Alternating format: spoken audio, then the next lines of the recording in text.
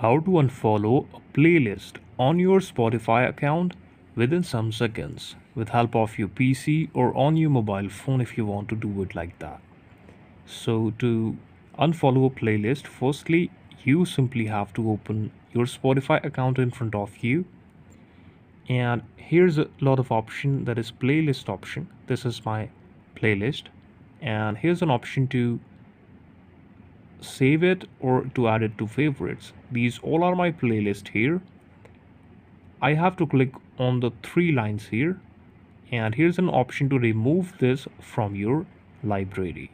Now once you will click on this option, all the things will be removed from your Spotify account, and then you can start using it seamlessly without any issue in it.